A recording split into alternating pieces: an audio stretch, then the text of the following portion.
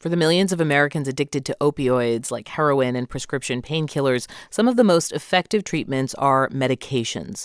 But addiction treatment is also a business, and an investigation by NPR and Side Effects Public Media reveals that the manufacturer of one of those medications is trying to make it harder to access its competitors. And this is happening across the United States.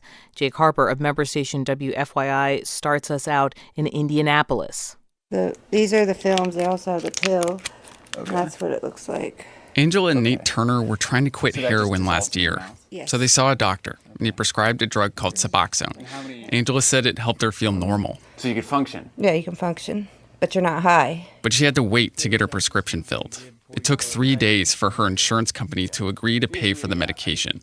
The wait put her into withdrawals. Laying in bed, going through cold sweats, hot sweats, your diarrhea. Angela had to take care of her daughter. She was tempted to go back and use. It's either that or lay there and not being able to get up and feed your kid and do what you're supposed to be doing, you know? For her husband, Nate, the wait was too much. He used heroin again. If the Turners had been prescribed another drug called Vivitrol, they wouldn't have faced the same delays. But that wasn't the medication their doctor thought they needed. The 3 FDA-approved addiction medicines work differently for different patients, and addiction experts say they all need to be available. But in many places, options are limited.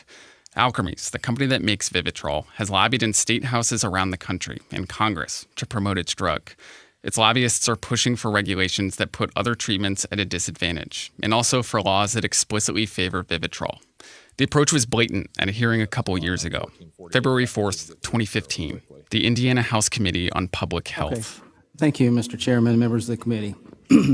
Representative Steve Davison introduced a bill to allow insurers to delay paying for drugs like Suboxone, like what happened to Angela and Nate.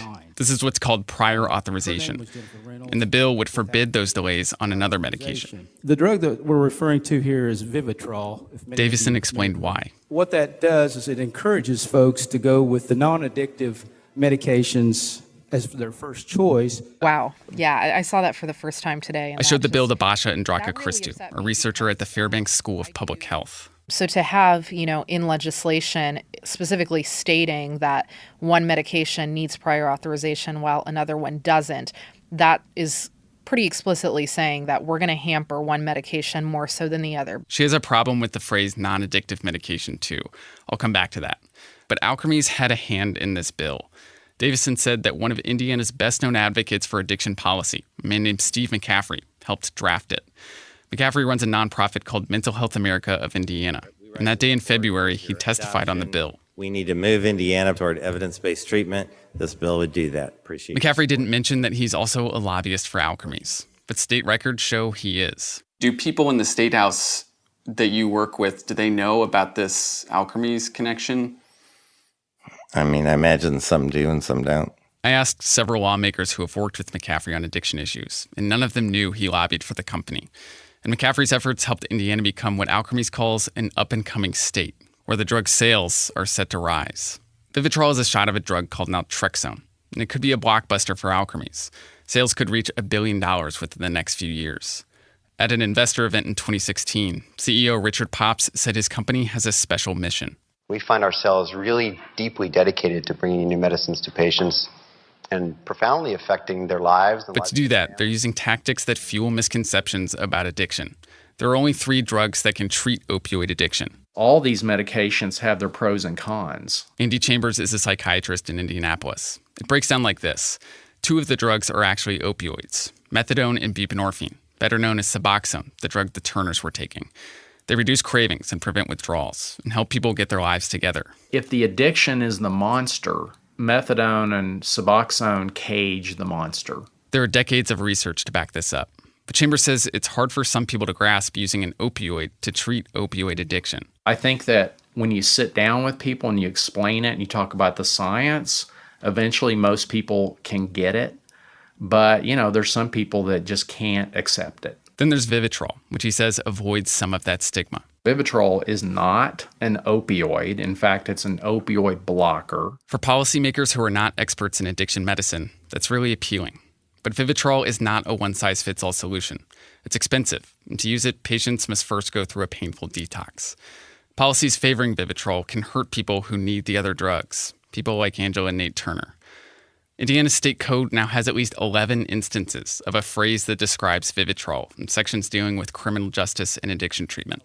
That term again. The non-addictive medication. Andraka Christou, the researcher, says that using that phrase again and again could feed into stigma. Even using non-addictive suggests that the other ones are super addictive, even though for most people they're helpful and not abused. To Corey Waller with the American Society of Addiction Medicine, promoting a brand name drug in law is a problem.